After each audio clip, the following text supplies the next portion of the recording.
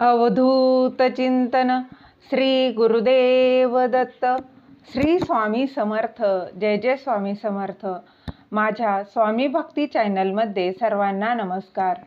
स्वामी महाराजांच्या कृपेने तुमच्या सर्व चांगल्या इच्छा पूर्ण होत ही स्वामी महाराजांच्या चरणी प्रार्थना करते आणि आजच्या या नवीन व्हिडिओला सुरुवात करते. दीप अमावस्येला दीपदान नक्की करा. दीपदान का करावं, त्याचबरोबर दीपदान कसे करावे, दिवे किती दान करावे याची संपूर्ण माहिती जाणून घेऊया. ती जाणून घेण्याआधी तुम्ही माझ्या स्वामी भक्ती चॅनलला सबस्क्राईब नक्की करा.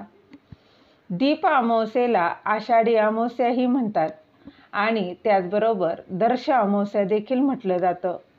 या अमावस्येच्या दुसऱ्या दिवसापासून श्रावण महिन्याची सुरुवात होत असते आणि या दीप अमावस्येच्या दिवशी आपल्या घरातील सर्व दिवे हे स्वच्छ घासून पुसून आपण स्वच्छ करतो.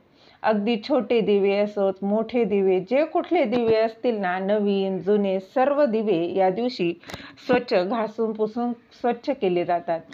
त्याचबरोबर त्यांची पूजा करतो, आपण आरती करतो, नैवेद्य दाखवतो. आपण अगदी यथासांग चौरंगावर किंवा एखाद्या पाटावर मांडून त्यांची पूजाविधी करत असतो.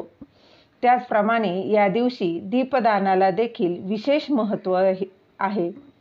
अमावस्येच्या दिवशी दानाला अधिक महत्त्व दिलं जातं, अन्नदान केलं जातं. त्याचप्रमाणे कुठलंही वस्त्रदान, अन्नदान, प्रत्येक दानाला या दिवशी दानधर्माला अनन्यसाधारण असे महत्त्व आहे. परंतु दीप अमावस्येच्या दिवशी त्यातल्या त्यात दीपदानाला अधिक महत्त्व प्राप्त झालेलं आहे. तर दीप अमावस्येला दीपदान केल्याने अनेक फायदे हे आपल्याला होत असतात. तर यंदा ही दीप अमावस्या 4 ऑगस्ट 2024 वार रविवार या दिवशी दीप अमावस्या आहे. या दिवशी तुमच्या जवळपास जर मंदिर असेल तर त्या मंदिरात जायचं आहे आणि तिथे तुम्हाला हे दिवे दान करायचे आहे. बघा, तुम्ही दिवसभरात हे दीपदान कधीही करू शकता. त्याचबरोबर स्त्री पुरुष अगदी कोणीही हे दीपदान करू शकता. बघा, तुमच्या जवळपास अगदी छोटंसं बघा महादेवाचं जरी मंदिर असेल ना, आणि तिथे जाऊन जरी हे दीपदान केलं तरी देखील चालणार आहे. तर हे दिवे दान करायचे आहे. तुम्ही बघा कणकेचे दिवे दान करू शकता किंवा तुम्ही मातीच्या पंत्या घेऊन त्या देखील दान केल्या तरी चालणार आहे. जे तुम्हाला शक्य होईल ना ते तुम्ही दान करायचं आहे.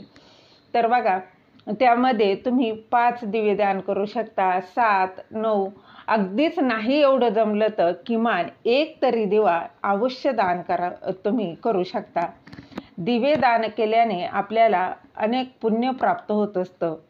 आपल्या आयुष्यातील सर्व संकट, दुःख हे दूर होत असतात. 7 पिढ्यांचं दारिद्र्य जे आहे ते याने दूर होत असतं. आपल्या आयुष्यातील अंधार दूर होऊन दिव्यांच्या प्रकाशाप्रमाणे आपलं आयुष्य हे उजळून निघतं. तर बघा, अचानक येणारं संकट असेल तर ते टाळण्यासाठी या दीप अमावस्येच्या दिवशी दीपदान अवश्य करावं. त्याचबरोबर आपल्या पितरांसाठी आपण अनेक उपाय, काही सेवा, तोडगे करत असतो. त्याचप्रमाणे दीप अमावस्येच्या दिवशी आपल्या पितरांसाठी, त्यांच्या उद्धारासाठी हे दीपदान करावं.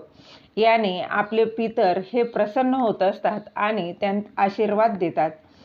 त्याचबरोबर दिवे दान केल्याने भगवान श्रीहरी विष्णू आणि माता लक्ष्मी देखील प्रसन्न होते आणि त्यांचा कृपा आशीर्वाद आपल्याला प्राप्त होतो.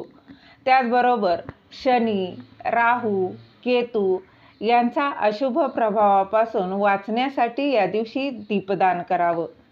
त्याचबरोबर घरात सतत भांडणं होत असतील, कटकटी होत असतील, वादविवाद, अशा काही समस्या असतील, एकमेकांशी जमत नसेल, सततची भांडणं होत असतील तर ती टाळण्यासाठी या दीप अमावस्येला दीपदान करायचं आहे.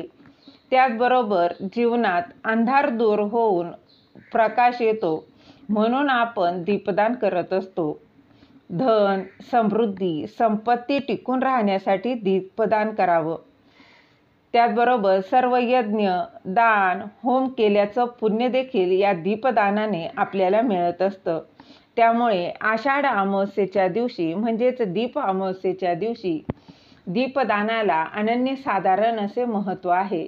त्याचबरोबर बघा, त्यातल्या त्यात तुम्ही दीप अमावस्येला त्याला अधिक महत्त्व प्राप्त झालेलं आहे, कारण या दिवशी आपण आपल्या घरातील सर्व दिव्यांची देखील पूजा करत असतो. त्याचप्रमाणे या दिवशी जर दीपदान केलं तर त्याचं पुण्य, त्याचं फळ हे अधिक प्रमाणात आपल्याला प्राप्त होत असतं. त्यामुळे 4 ऑगस्ट 2024 वार रविवार या दिवशी दीपदान आवर्जून करा. दिलेली माहिती तुम्हाला आवडली असेल तर लाईक करा, शेअर करा, सबस्क्राईब करायला विसरू नका. श्री स्वामी समर्थ. जय जय स्वामी समर्थ.